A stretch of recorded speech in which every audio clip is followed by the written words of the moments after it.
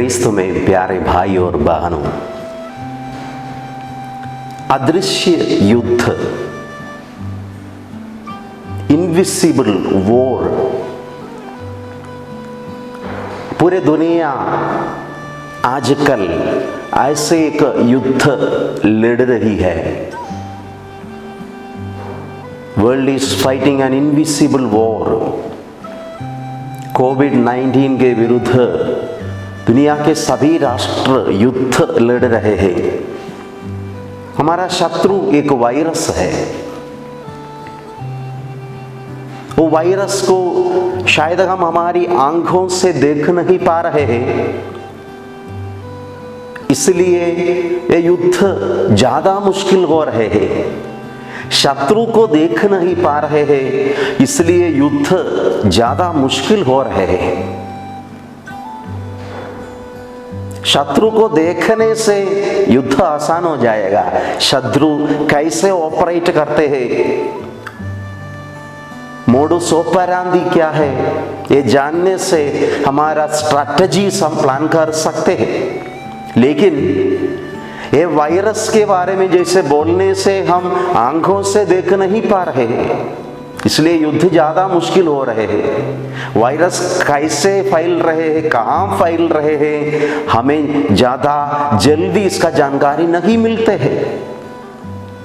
आध्यात्मिक जीवन में भी जैसे एफेसियों के नाम पौलुस का पत्र अध्याय 6 पद संख्या 12, हमारे युद्ध निरे मनुष्यों से नहीं बल्कि इस अंधकारमय संसार के अधिपतियों, अधिकारियों तथा शासकों और आकाश के दुष्टात्माओं से संघर्ष करना पड़ते हैं।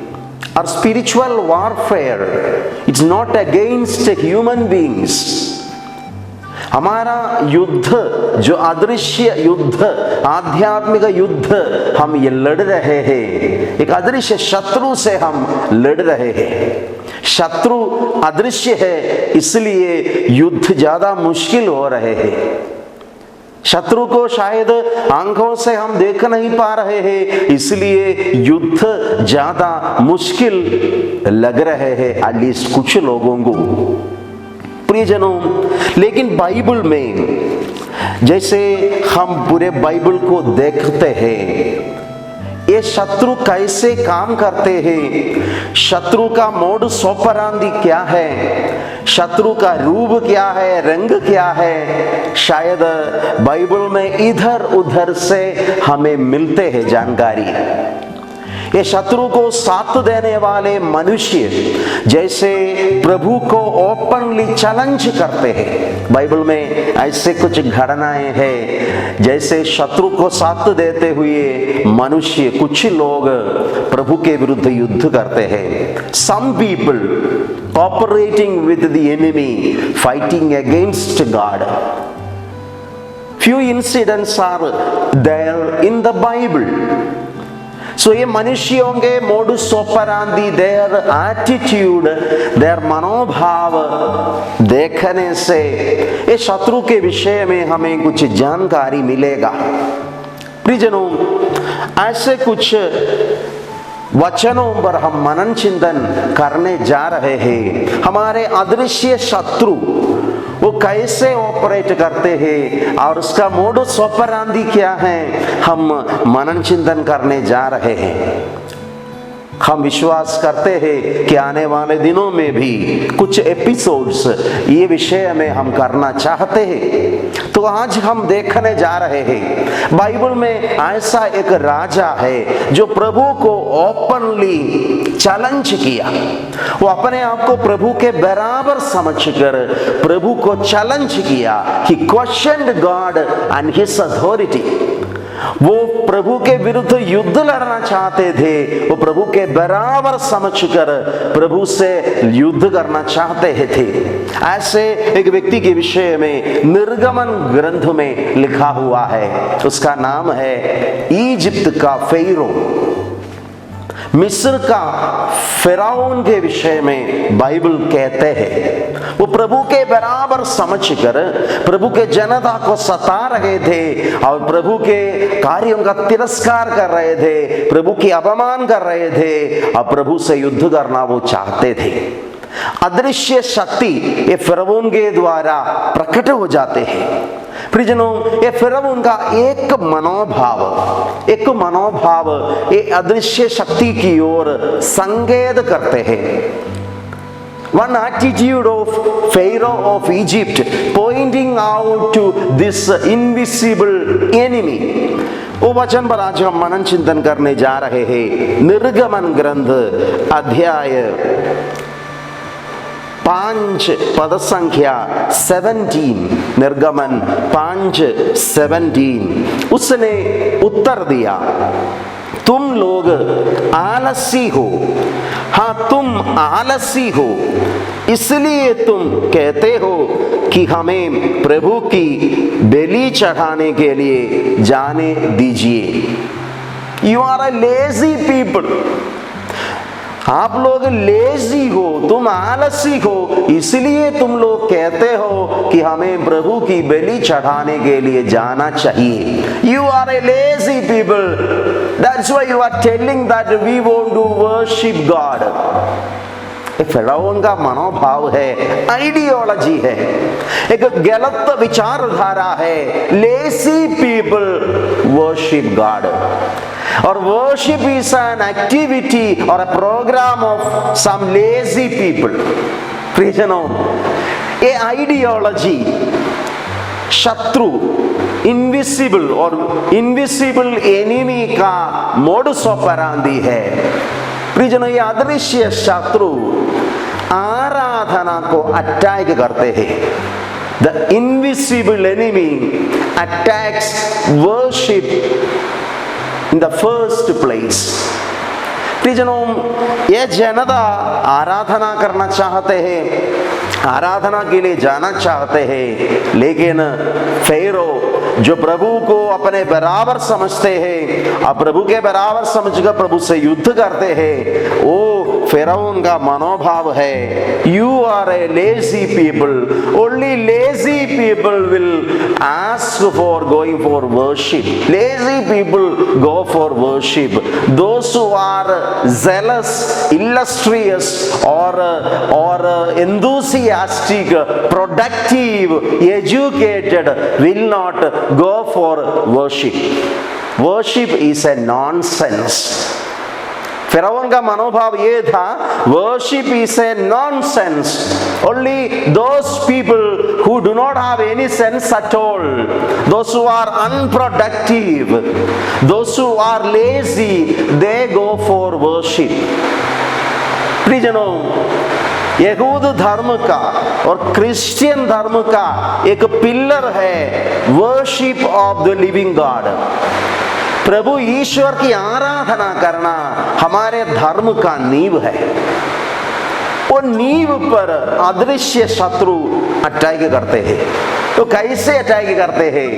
वो ऐसे विचारधाराएं फैलाते हैं। कैसे विचारधाराएं फैलाते हैं? Worship is the work of the lazy people. प्रियजनों, ये जो विचारधारा, ये विचारधारा से लड़ना एक अदृश्य युद्ध है।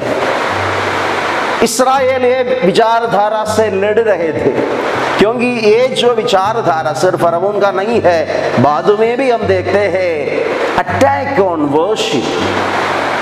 लेजी पीपल वर्शिप करते हैं, आराधना करते हैं। जैसे आजकल ये दुनिया में इसी प्रकार के विचारधाराओं से हमें लड़ना पड़ेगा।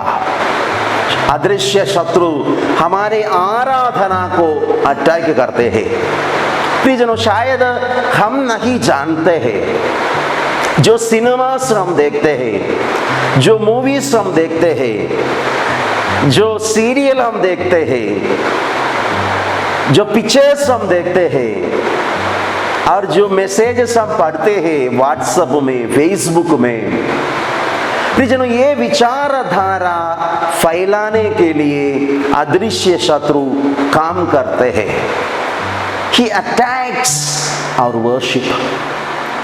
और अनेक लोगों के मन में संदेह पैदा करते हैं, अनेक लोगों के मन में डाउट पैदा करते हैं, सचमुच आराधना करने से कुछ फायदा है क्या? ये आराधना कुछ आलसी लोगों का काम है, जो लोग काम करना नहीं चाहते हैं, जो लोग बिल्कुल लेजी है, क्या इनका काम है आराधना? इतना दिन आराधना करने से क्या मिला? और ये लॉकडाउन के बीच में चर्चेस बंद किया गया, आराधना बंद हो गया, क्या हुआ? कुछ नुकसान तो नहीं हुआ है। तो जरूर ये आराधना कुछ आलसी लोगों का काम है। Surely this is the work of some lazy people who do not want to work। प्रियजनों, जाने में और अनजाने में इसी प्रकार के विचारधाराएं हमारे जीवन में, हमारे संतानों के जीवन में आजकल ये दुनिया के अलग अलग माध्यम से प्रवेश करते हैं। हमें सतर्क रहने की जरूरत है। अदृश्य शत्रु आराधना करने वालों को, आराधकों को, आराधना को हमला करते हैं, अटैक करते हैं। इसलिए सावधान रहना चाहिए। इस्राएल सभी प्रकार की विपत्तियों को सामना करके यदि सर्वाइव किया है, दे प्रोटेक्टेड देयर वर्शिप। उन लोग आराधना करने के लिए कभी भी नहीं छोड़ा। उन लोग आराधना करने वाली एक जनता था।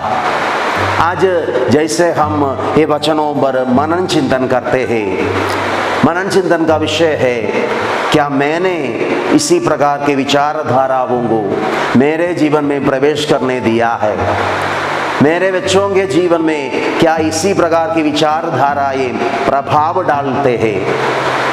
क्या मेरे बच्चे लोग भी सोचते हैं कि आराधना करना आलसी लोगों का काम है? Worshipping is the work of lazy people. शायद इसी प्रकार के विचारधाराओं के आधार पर कलीसिया को, मिसा बलिदान को, पुरोहितों को, सिस्टर्स को, समर्पित जीवन बिताने वाले लोगों को, आध्यात्मिक जीवन में मेहनत करने वाले लोगों को यदि हम देखते हैं और सोचते हैं, these all are lazy people who do not want to do any work, that's why they are building up the spiritual world। प्रियजनों, this is an attack on our worship। ये शैतान का एक तरीका है ताकि जहां हम आराधना बंद हो जाते हैं वहां हम लोग गुलामी में रहेंगे। They will be slaves forever।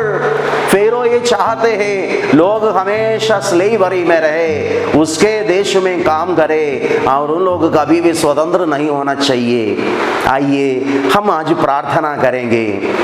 Invisible enemy, अदृश्य शत्रु, प्रियजनों, इसी तरीके से हमें अटैक करते हैं। पहला उसका मोडुस ऑपरेंडी है, ही अटैक्स वर्शिप।